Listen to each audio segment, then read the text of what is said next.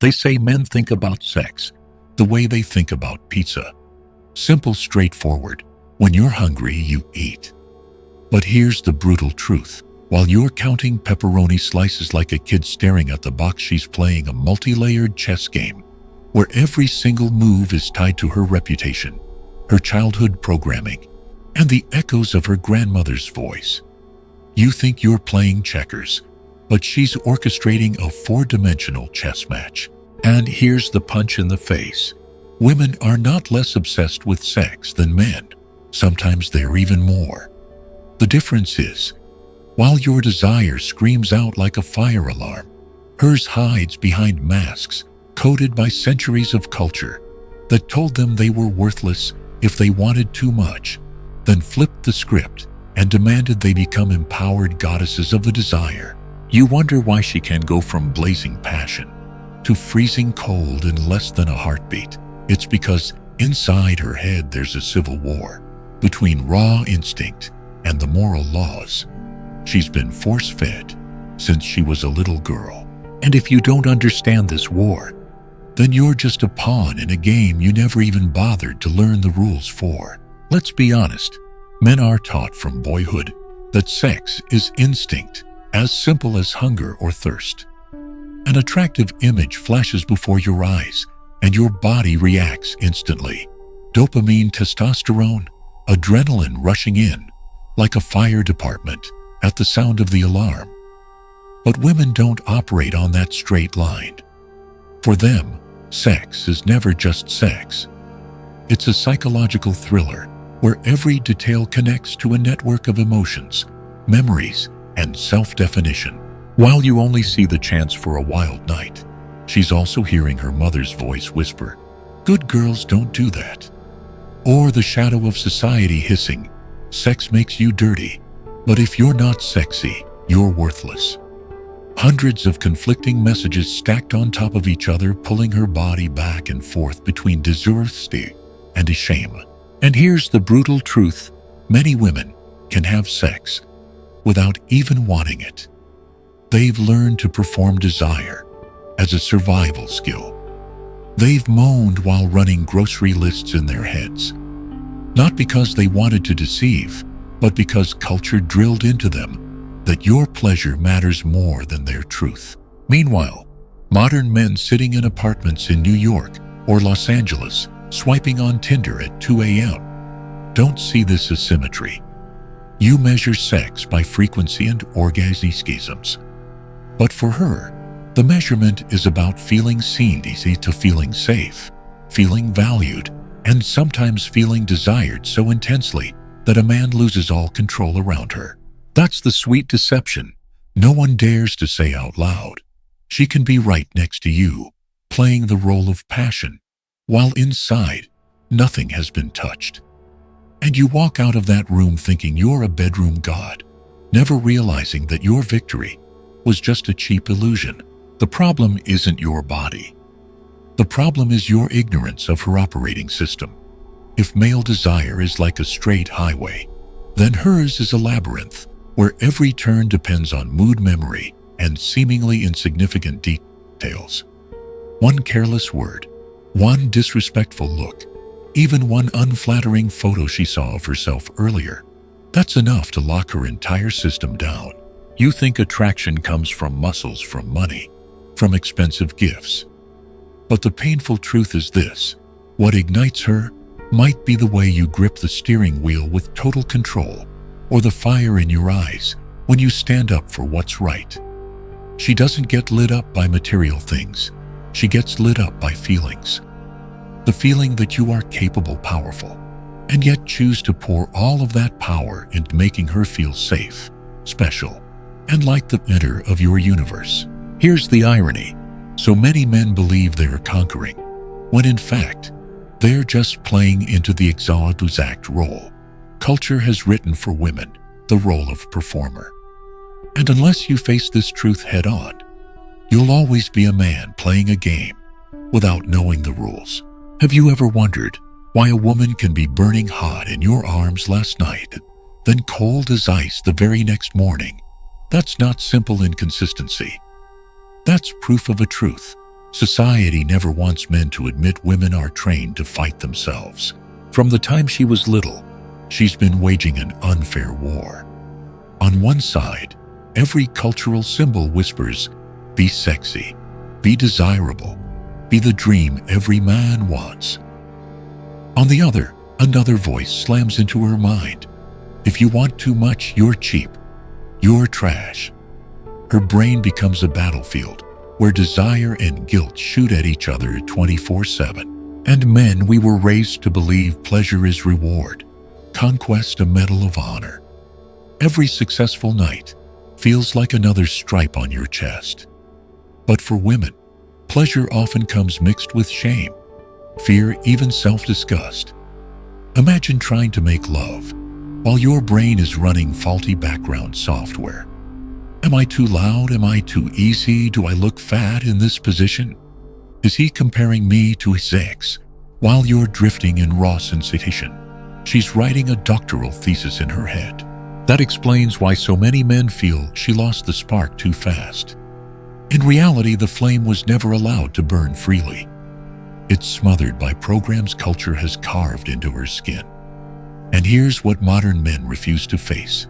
She can love you, she can want you, and still not permit herself to enjoy you. In other words, you're not just making love to one woman.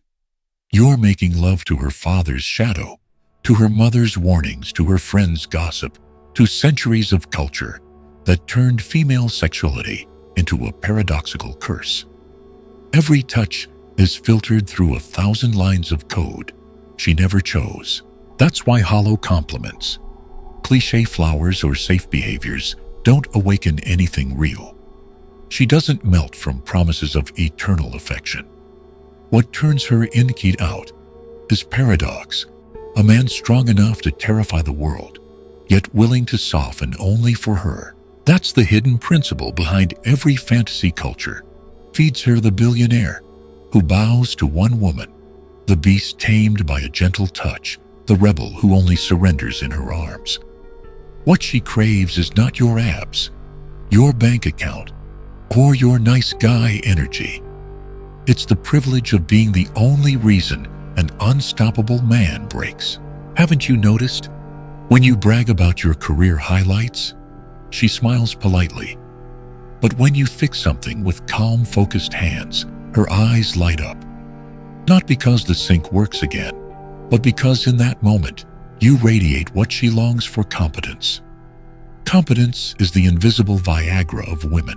Men keep thinking women want stability, sweetness, predictability. Wrong. What they want is to watch power bend to see a mountain crumble for them.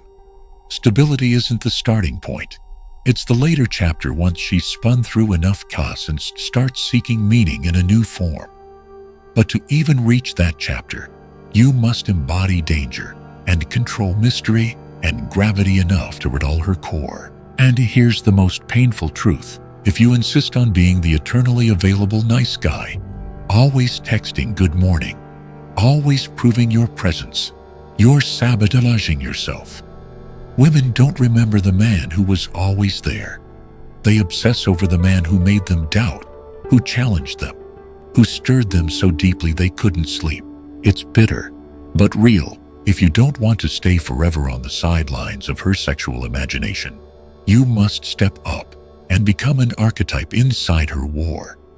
You must stop being the safe option and learn to be the symbol she cannot get out of her head. Let me tell you a truth. Most men are too afraid to face women don't fantasize randomly.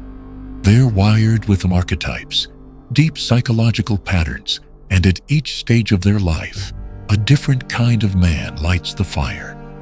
And if you don't evolve with her, you'll be left behind like a man still running old software in a world running 5G. The first is the beast, the wild animal. This archetype dominates in her early 20s. Think back to the girls who left you for the wandering musician, the tattooed drifter, the bad boy who texted at 2 a.m. You thought, she's crazy. Why would she choose him? But to her, that wasn't stupidity. It was adrenaline. It was the thrill of chaos. Every ignored text was foreplay. Every sudden appearance was a hit of dopamine. The uncertainty wasn't a bug. It was the feature. But the beast is just short-term fuel. She learns from it. She learns she's desirable, that she can draw men in. Then the burns turn to scars, and she shifts to another archetype, the protector. This emerges when she starts craving safety and stability. That guy she friend-zoned at 23 suddenly looks like husband material at 28. Not because he's boring, but because her definition of attraction evolved. Now it's strength channeled into stability that makes her pulse quicken. But don't mistake it. The protector isn't just the man who pays bills on time or books vacations in advance. What ignites her is strength transformed into safety. When you walk on the outside of the sidewalk, when you place your hand on her lower back in a crowded street, when you remember the exact thing she was anxious about tomorrow's meeting, those small details make her body soften.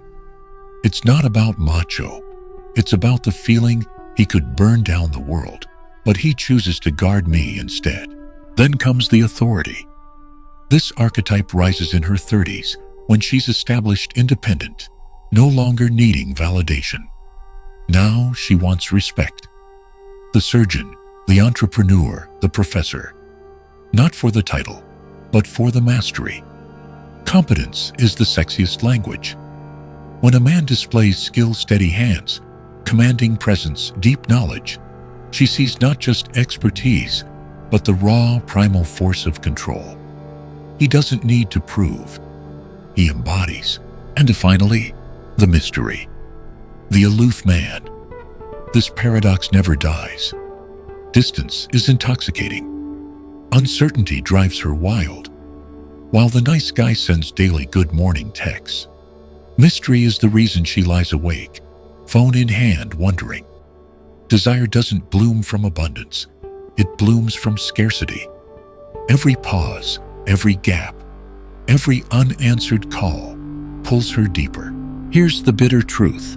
Men usually lock themselves into one archetype. You keep being the bad boy when she's craving a protector. You keep being the protector when she longs for authority. You believe loyalty to one style is enough, when in reality, her psychology evolves, her desires shift, her archetypes rotate. Think of it like constant software updates. If you don't upgrade, you crash. And when that happens, you'll stand there confused.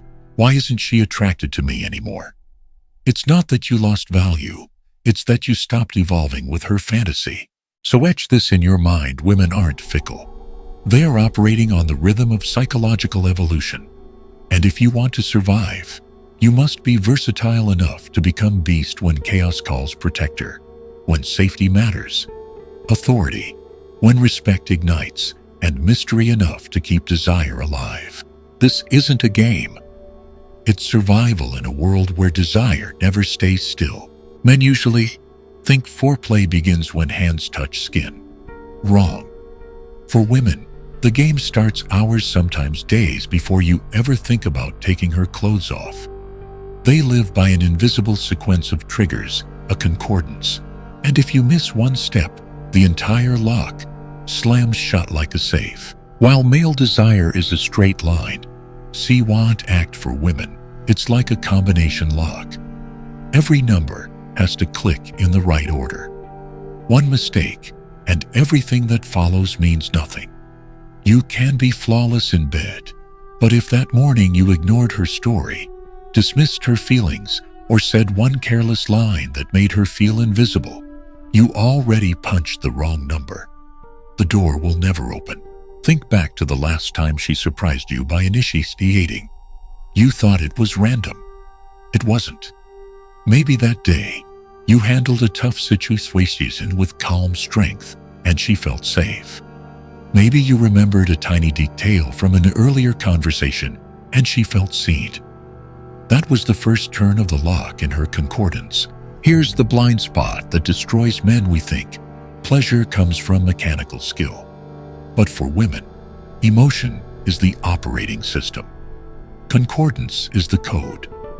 It's not about faster hands or more technique.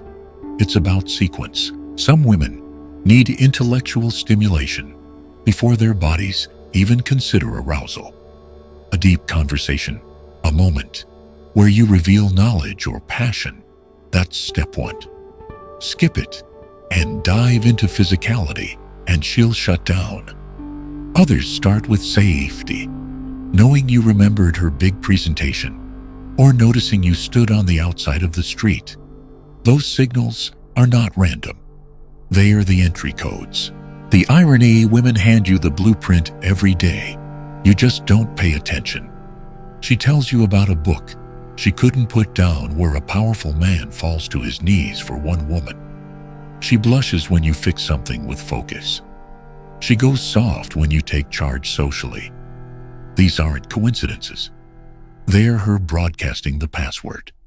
But you ignore it, too busy flexing career stories or showing off your body. That's why nice guys keep failing. They think consistency, kindness, and flowers are enough to unlock desire. But concordance doesn't run on shallow sweetness. It runs on feelings, on competence, on gravity, on the rare moments of power bending in her direction. And yes, concordance can be broken by small cracks. A frown when she shares something vulnerable, forgetting a story she told you, snapping at a waiter. Each of these moments lodges itself in her mind. So by the time you reach for her in bed, her body has already shut the system down. This truth is brutal, but it's freeing if you watch, if you listen. Concordance reveals itself clearly. And when you hit the right sequence, she becomes that goddess you glimpsed once and have been chasing ever since. Not because you got lucky, but because you learned her true language. Foreplay doesn't start in bed. It starts the moment you walk into the room, in the way you lock eyes when she speaks, in the steadiness you carry in your presence. Every touch, every word, every action is a number on the dial. And if you spin them in the right order, you don't just get sex. You get surrender, the kind of surrender she's never given anyone else. But here's the warning. This isn't a hack to control women. It's a test of character. If you're not truly strong, not truly present, not truly worthy, concordance will expose you as a fraud. And when that happens, you don't just lose her desire, you lose her respect. You've heard it all. And if your chest feels heavy right now, that's a good sign. It means the pretty illusions society fed you are finally cracking. Because here's the truth. Women are not simple. They're not a predictable melody or a math problem with one solution. They are storms of psychology, labyrinths of the unutterable paradoxes, programmed by centuries of culture. And if you step into that war, carrying the same rulebook you had as a teenager, you will lose. But I'm not telling you this to break you. I'm telling you this to wake you up. To make you see that sex is not about winning. It's about depth. Not about counting your gifts, but about building a space where she can be her whole self, goddess and broken girl, desire and doubt, fire and conflict. The real test of a man isn't making her come. It's becoming the man even her inner storm bows down to. Face it, you don't need to be the most handsome, the richest, or the one with the biggest muscles.